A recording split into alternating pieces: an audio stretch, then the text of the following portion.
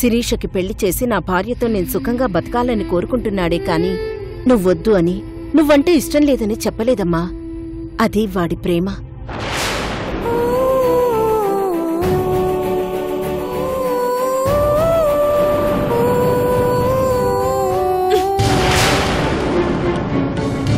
ఏంటి నువ్వు చేస్తున్న పని? అమ్మగారు, మన అమ్మాయిగారు లేరు కదమ్మా. ఇదిగో ఇదిగో నా బుజ్జి.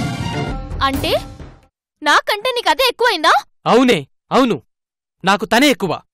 శైలు తర్వాతనే నువ్వు.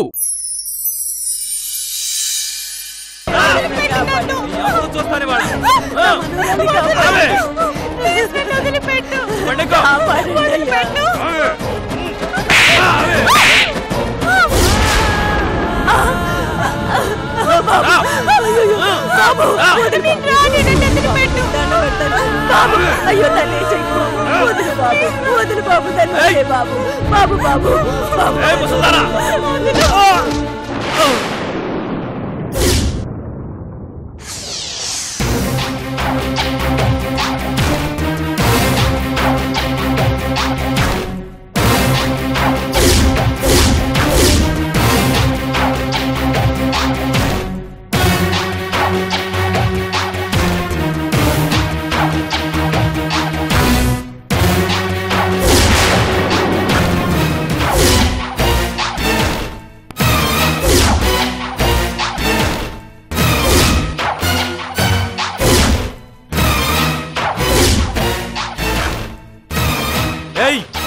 ఎవరు నువ్వు?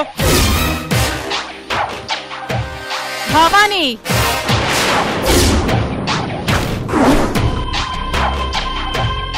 ఏసీపీ భవానీ.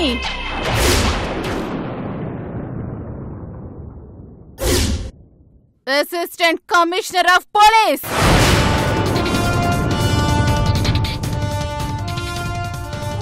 ఏరా, కిడ్నాప్ చేస్తావా? కిడ్నాప్ రారా, నీ ఎంత చూస్తాను. ఇదిగో, నేనెవరో తెలుసా? మా నాన్న ఈ ఏరియా ఎమ్మెల్యే. అయితే రమ్మన్రా, వాణ్ణి కూడా లోపలేస్తాను.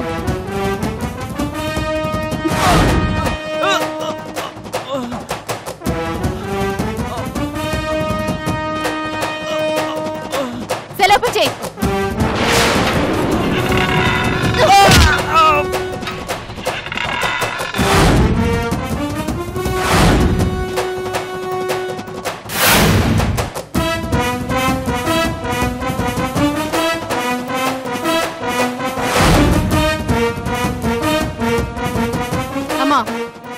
వీడి మీద కంప్లైంట్ రాసివ్వు. వీడికి కెరీరే లేకుండా చేస్తాను. నువ్వు రాసివ్వమ్మా.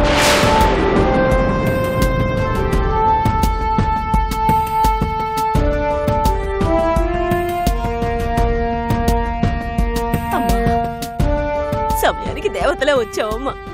న్యాయం కోసం ఇక్కడికి వస్తే నా మనవరాల్ని వీడి దగ్గరికి పంపించమంటున్నాడమ్మా మీ ఎస్ఐయ్య.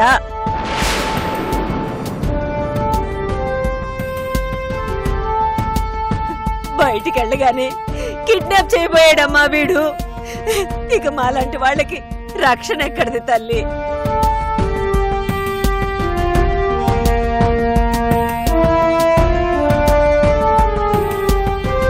ఏంటి ఏంటి మీరు చేసిన పని? అంటే మేడం అది shut up. Shut up I say. అంటే మేడం మీరు ఏసీపీ భవానీ. సిటీకి కొత్తగా వచ్చిన అసిస్టెంట్ కమిషనర్ ఆఫ్ పోలీస్. నీలాంటి వాళ్ల వల్లే ప్రజల్లో పోలీసుల మీదున్న నమ్మకం, గౌరవం రోజురోజుకి తగ్గిపోతుంది. ఇలాంటి వెధవలు వెంటబడుతున్నారని కంప్లైంట్ ఇచ్చిన రోజు యాక్షన్ తీసుకుంటే ఈ రోజు ఎన్ని కిడ్నాప్లు, యాసిడ్ దాడులు ఉండేవి కాదు. శిక్షించాల్సింది అలాంటి వాళ్ళని కాదు, నిర్లక్ష్యంతో వ్యవహరించే నీలాంటి వాళ్ళని శిక్షించాలి. You are suspended. Shut up. ఆడపిల్లల విషయంలో ఎవరు ఏ చిన్న తప్పు చేసినా నేను వదిలిపెట్టను.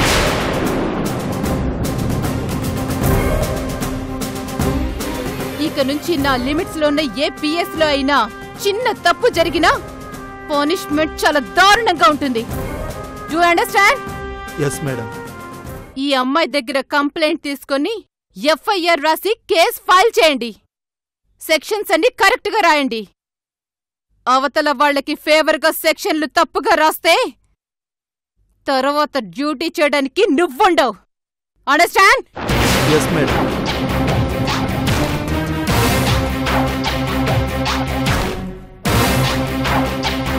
నువ్వేం భయపడకమ్మా, నీకండగా నేనున్నాను.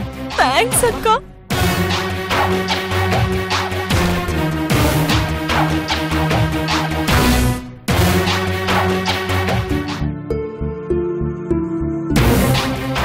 నో, ఎమ్మెల్యే కాదు, ఎంపీ వచ్చినా చివరికి సెంట్రల్ మినిస్టర్ వచ్చి అడిగినా సరే వదిలిపెట్టేది లేదని చెప్పండి. ఎవరైనా మీ మీద ప్రెషర్ తెస్తే నా పేరు చెప్పండి. ఏవైనా ఉంటే నాతో మాట్లాడమని చెప్పండి. అంతేకాని వాడిని వదిలేయటానికి వీలేదు. వాడొక్కడే కాదు, ఓడపిల్లల మీద ఎవడు అఘాయిత్యానికి ప్రయత్నించినా నిర్దాక్షిణ్యంగా తన్ని లోపల వేయండి. ఓకే?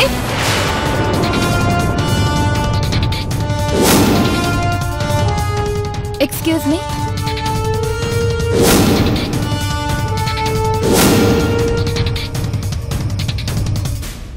శిరీష, నువ్వా? రారా కూర్చో.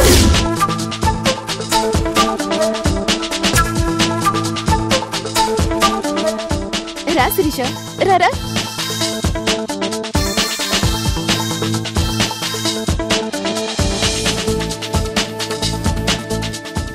చెప్పు శిరీష, ఎలా ఉన్నావు? ఎన్ని రోజులైంది నిన్ను చూసి? నన్ను వెతుక్కుంటూ వచ్చినందుకు చాలా థ్యాంక్స్ శిరీష.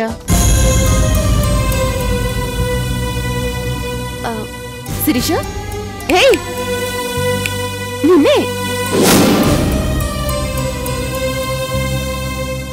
ఏం చూస్తున్నావు?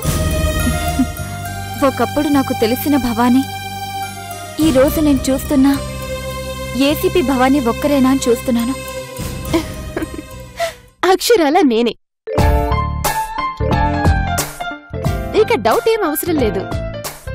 కాకపోతే ఆ భవానీ భయంతో బతికేది, ఈ భవానీ భయపెట్టేలా బతుకుతుంది.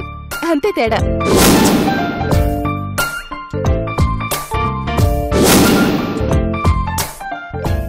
నిజంగా నిన్ను మనస్ఫూర్తిగా అభినందిస్తున్నాను భవానీ. అసలు ఆడపిల్లంటే నీలా ఉండాలి. ఏ స్థాయి నుంచి ఏ స్థాయికి ఎదిగా నువ్వు నిజంగా చాలా మందికి ఆదర్శమయ్యావు భవానీ. నీ పరిస్థితిలో ఏ ఆడపిల్ల ఉన్నా తన జీవితం అంతటితో ముగిసిపోయిందనుకుని కుమిలిపోతుంది. భవిష్యత్ అనేది లేకుండా జీవితాన్ని బలవంతంగా ముగించుకునేది. కాని ధైర్యంతో నిలబడ్డా, ఎగతాళి చేసే సమాజాన్ని ఎదురించి పోరాడా.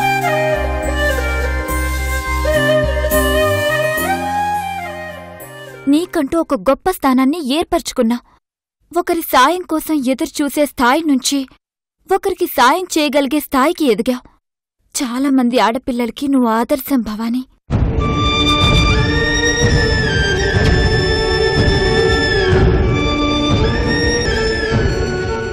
నేను జీవితంలో చాలా ఎదురు దెబ్బలు తిన్నాను శిరీష.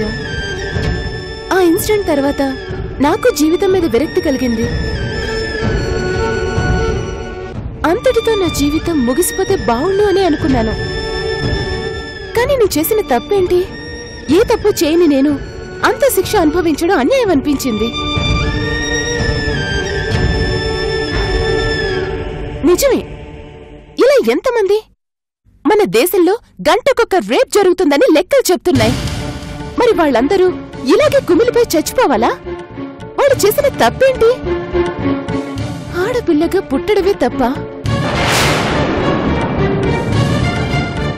అందుకే శిరీష, నాలాంటి మరో ఆడపిల్లకి నా పరిస్థితి రాకూడదు అని పట్టుబట్టే ఏసీపీ ఉద్యోగంలో చేరాను.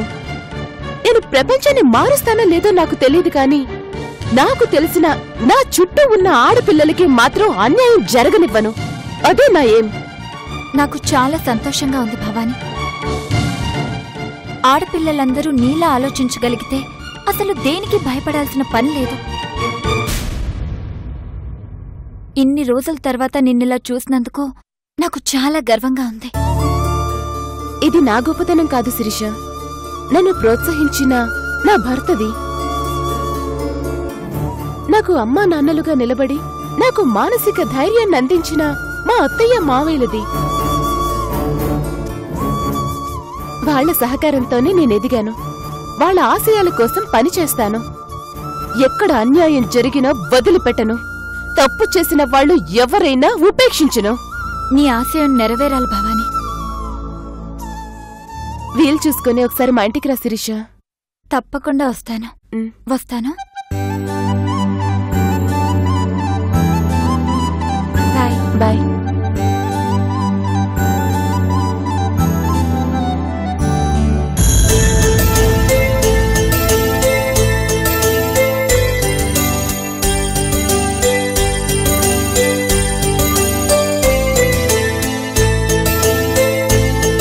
ఈటీవీ న్యూస్ కి స్వాగతం. ముందుగా ముఖ్యాంశాలు. ఈ రోజు నగరంలో కొత్త అసిస్టెంట్ కమిషనర్ గా శ్రీమతి భవానీ గారు ఛార్జ్ తీసుకున్నారు. ఏసీపీగా బాధ్యతలు తీసుకున్న తొలి రోజే ఆడపిల్లల్ని ప్రేమ పేరుతో వేధించే ఆకతాయిల పనిపట్టారు. రేఖ, అటు చూడు, మన భవానీ. ప్రముఖ ఎమ్మెల్యే కొడుకైన సునీల్ తన క్లాస్మేట్ అయిన సుగుణని ప్రేమించమని గత కొద్ది కాలంగా వేధించేవాడు. అతని మీద పోలీస్ కంప్లైంట్ ఇచ్చినా పట్టించుకోలేదు. అదే సమయంలో ఛార్జ్ తీసుకున్న ఏసీపీ శ్రీమతి భవానీ ఆ ఆకతాయికి దేహశుద్ధి చేసి అరెస్ట్ చేశారు. అతని మీద రౌడీ షీట్ ఓపెన్ చేశారు. ఆడపిల్లల విషయంలో ఎవరైనా దౌర్జన్యానికి పాల్పడితే ఊరుకునే ప్రసక్తే లేదని చెప్తూ నిర్లక్ష్యంగా ప్రవర్తించిన ఎస్ఐ శ్రీనివాసుల్ని విధుల నుంచి సస్పెండ్ చేశారు.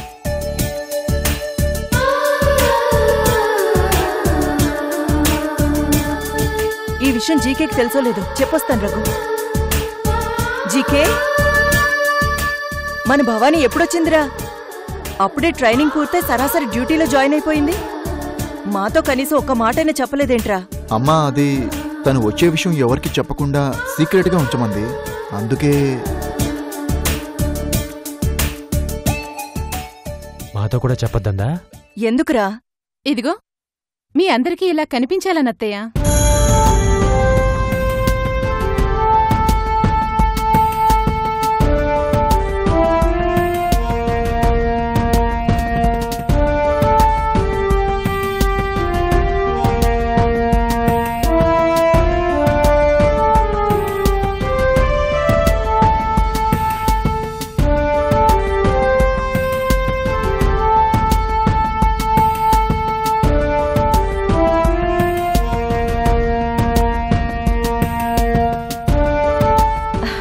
అమ్మా భవానీ, ఒకప్పుడు జీవితంలో సర్వం పోగొట్టుకున్న భవానీ మీకు తెలుసత్తయ్యా. కాని ఇప్పుడు జీవితంలో ఎదిగిన భవానీని మీరు చూడాలని నేనే నిజం దాచమని చెప్పాను.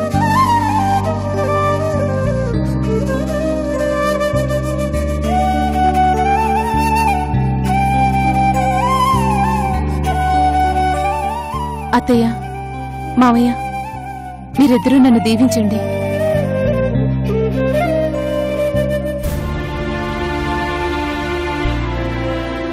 ఆల్ ది బెస్ట్ అమ్మా. లేమ్మలే, నిండు నూరేళ్లు చల్లగా వర్తిల్లు తల్లి. ఏమండి, నన్ను ఆశీర్వదించండి. ఏయ్, ఏంటిది? లేలే.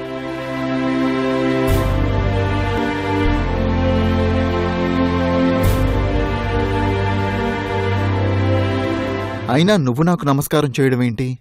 నేనే నీకు సెల్యూట్ చేయాలి. నువ్వు నాకు సుపీరియర్ ఆఫీసర్వి కదా. అక్కడ బాస్నేమో, కానీ ఇక్కడ మాత్రం మీ దాసినే.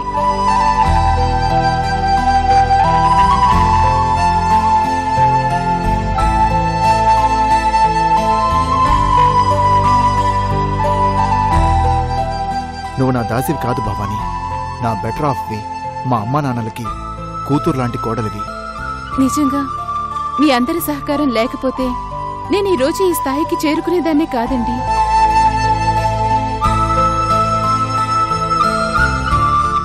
ఇందులో మేం చేసిందేముంది తల్లి? నువ్వు కష్టపడ్డావు, ఎగ్జామ్స్ రాశావు, పాస్ అయ్యావు. కష్టపడి ట్రైనింగ్ పూర్తి చేసుకున్నావు. ఈ రోజు ఒక మంచి స్థితికొచ్చావు. ఇందులో మా గొప్పతనం ఏం లేదు. ఆ గొప్పతనం అంతా నీదే. తాజ్మహల్ అందమైన కట్టడమని అందరూ చూడగానే చెప్తారత్తయ్య. కానీ అది అలా తయారవటానికి ఎంతమంది కష్టపడ్డారు, ఎందరి ప్రాణాలు పణంగా పెట్టారో తెలీదు.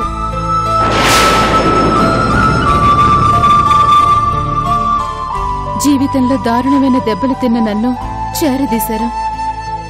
అంటరాని దానిలో బతకాల్సిన నాకు నీతో కలిసి బతికే అవకాశం ఇచ్చారు.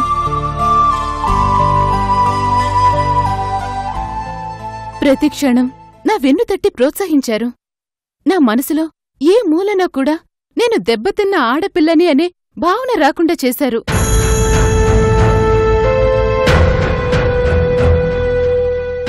ఎన్ని పూజలు చేస్తే ఇలాంటి కుటుంబం దొరకాలి, ఎంతమంది దేవుళ్ళకి దండం పెడితే మీలాంటి మంచి మనుషులు దొరకాలి.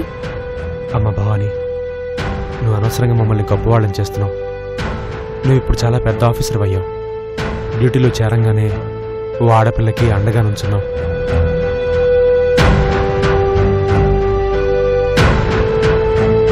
భవానీ, ఇదే స్ఫూర్తితో నువ్వింకా ముందుకెళ్ళాలి. ఎందరికో ఆదర్శం అవ్వాలి. నువ్వు ఉన్నత స్థాయికి వెళ్ళాలని నేను రేఖ ఆశపడుతున్నావమ్మా.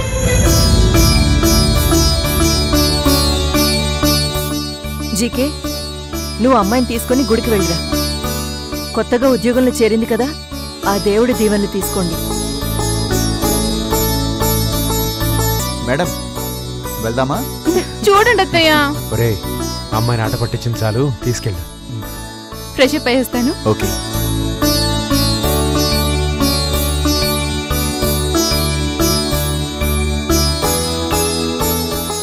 కంగ్రాట్స్ రా. భవానీని కాపాడి తనకు హోదాని కల్పించావు. తన ఆశయాన్ని నెరవేర్చావు. Your really great.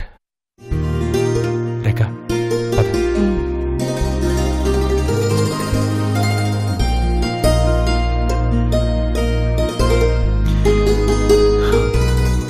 దేవుడా, తన జీవితం బావుండాలని నాకనిపించేటట్టు చేశావు.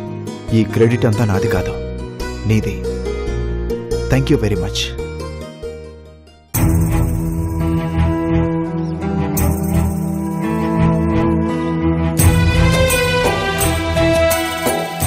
ఏంటత్తయ్య ఇక్కడికి తీసుకొచ్చావు? చెప్తాను రామ్మా.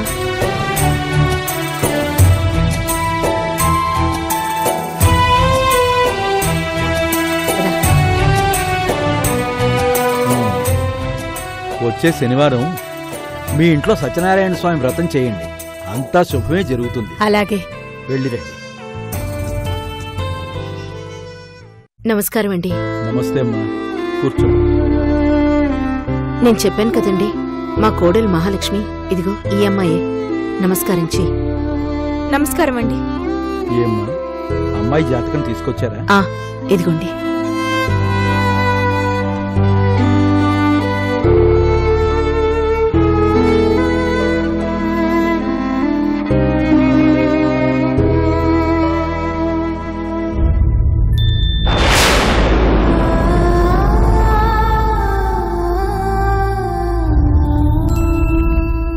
పెళ్ళైతే చేశాను కానీ వాళ్ళిద్దరి మధ్య ఎలాంటి అనుబంధం లేకుండా పోయింది.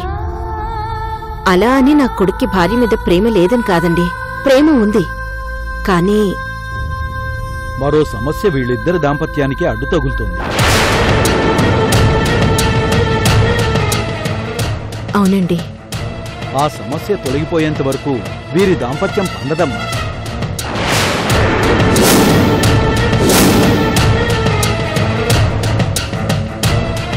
అలా అంటే ఎలాగండి? అది మీవాడి తప్పో, ఈ అమ్మాయి తప్పో, లేక అడ్డుపడుతున్న మరో మనిషి తప్పో కాదమ్మా. ఇదిగో ఈ జాతకంలో ఉంది దోషం.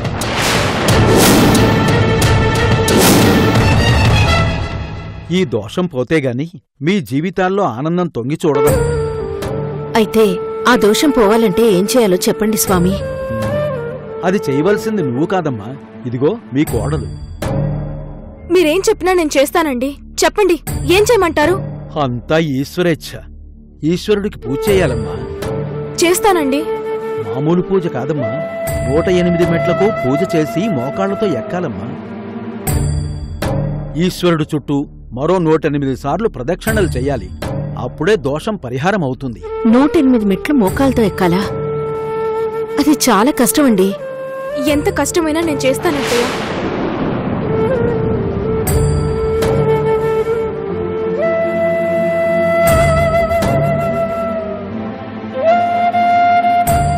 మహా, ఏ అత్తయ్య, బావ కోసం ఆ మాత్రం కష్టపడలేనా?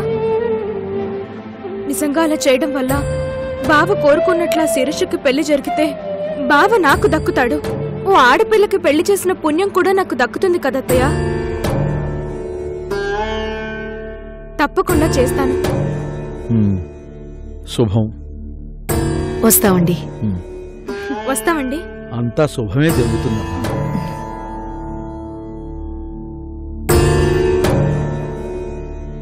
ఈశ్వర, ఇంత కఠినమైన పూజ ఆ అమ్మాయి నిర్విఘ్నంగా పూర్తి చేసే మనోనిబ్బరాన్ని, సహనాన్ని ప్రసాదించు తండ్రి. ఆ అమ్మాయి దాంపత్య జీవితం 3 పువ్వులు 6 కాయలుగా ఉండేటట్లు ఆశీర్వదించు తండ్రి.